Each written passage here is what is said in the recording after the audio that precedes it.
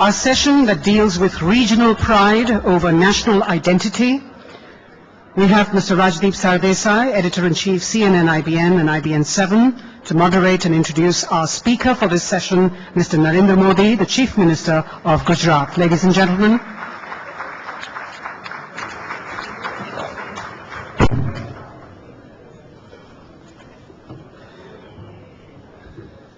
Thank you. I think it's purely coincidental that Mr. Modi and I have worn saffron today. It's proof that color is no longer the monopoly of one ideology, but we will discuss that on another day, another time. But we're all friends, and we welcome Narendra Modi, the Chief Minister of Gujarat, after Dr. Singh and Sonia Gandhi. It's the turn of Mr. Modi. Mr. Modi was asking me since he was in the flight as to what had Sonia and Manmohan spoken about, or Manmohan Singh ji had spoken about.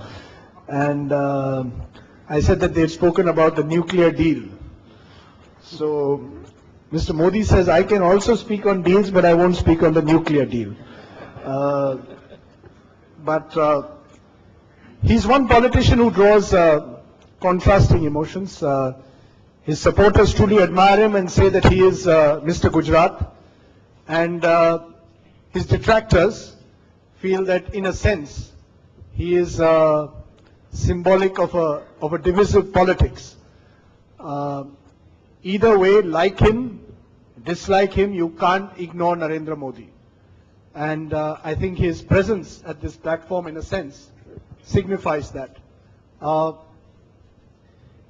The way we thought we'd do this is Mr. Modi will speak on the topic that we've kept in the brochure, which is looking at regional identity versus regional pride versus national identity. Mr. Modi belongs to the new brand of chief ministers who have virtually become brands themselves. Some of them become larger than the parties that they represent also. And their strength comes from the fact that they control important states of the country. He, in a sense, is therefore typical of a new breed of chief ministers who, and many believe that the power now comes from state capitals, and the future of India could well be decided in states and not at the center. So I'm going to open the floor to Mr. Modi to speak for about 10-15 minutes. He says his voice is not at its best. That happens when elections are around the corner. We'll give him 10-15 minutes, Mr. Modi, and then open up for questions. Mr. Narendra Modi, Chief Minister of Gujarat.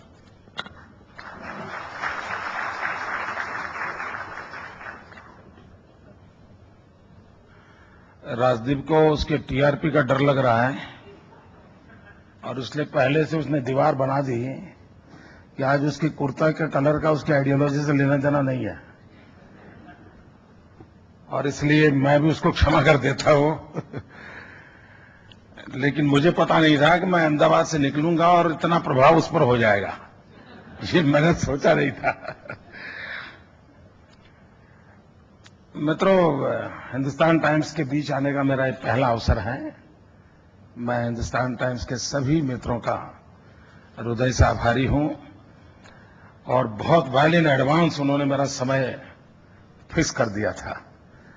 और तब मैंने उनसे कहा था कि शायद आचार संहिता आ जाएगी और मुझे दिक्कत होगी, तो उन्होंने कहा जो भी आ जाए आप आ जाइए। तो मैंने फिर वादा निभाना तय कर लिया और मैं आज आपके बीच में हूं।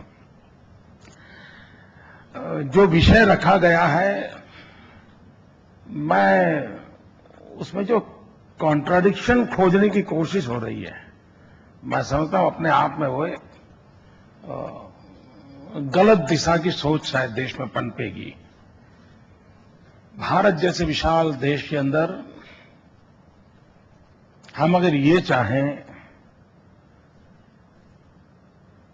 कि राज्य कैसे भी करते रहें देश आगे बढ़ जाएगा, तो ये संभव नहीं है। और ये हम कहें कि राज्य अधिक बल देकर के आगे बढ़ने का कोशिश कर रहे हैं तो देश की आइडेंटिटी को खतरा हो जाएगा, मैं समझता हूं वो भी उतना ही गलत है। दोनों व्यवस्थाएं एक दूसरे के पूरक हैं, पोषक हैं।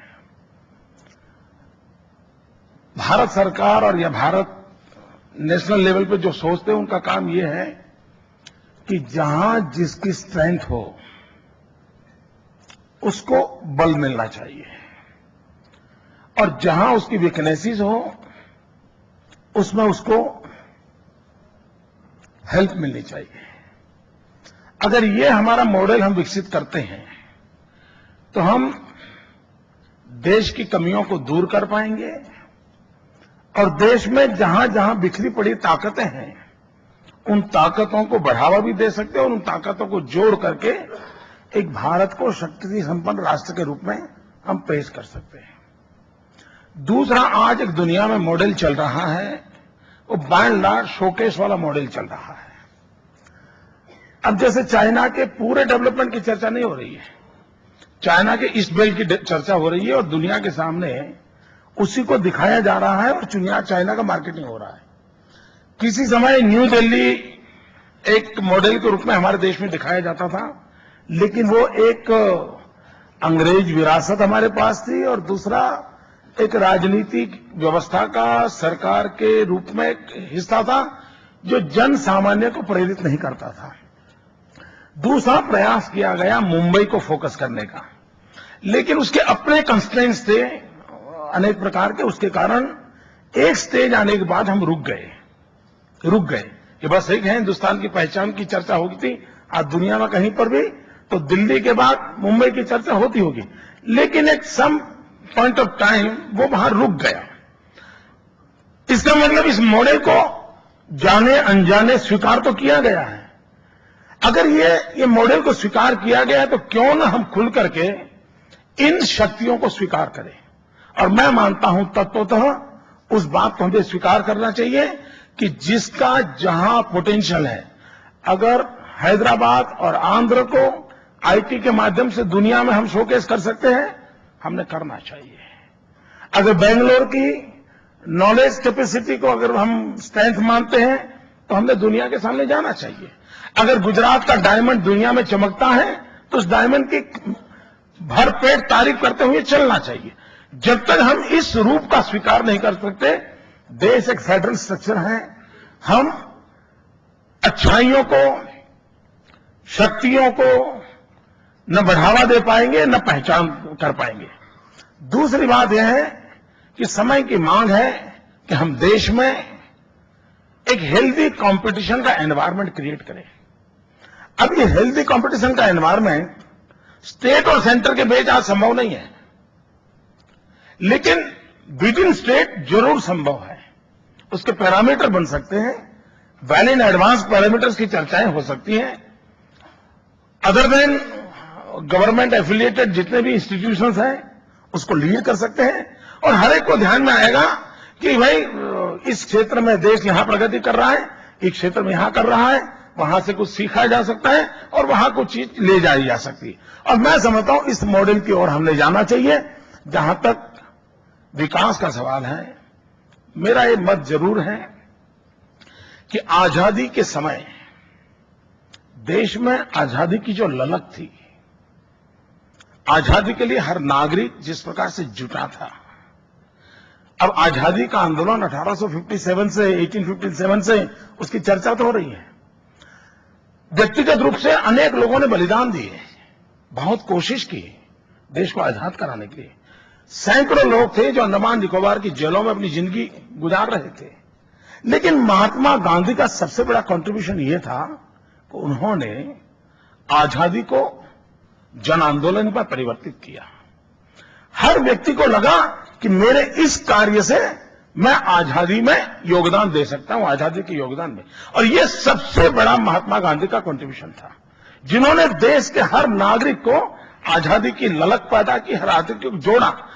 आजादी की जो ललक गांधी ने पैदा की थी, जो जन आंदोलन पैदा किया था, अच्छा होता देश आजाद होने के बाद विकास की वो ललक हम पैदा कर पाते हैं, डेवलपमेंट एक मूवमेंट बन जाती है, डेवलपमेंट को जन आंदोलन में परिवर्तित किया जाता है।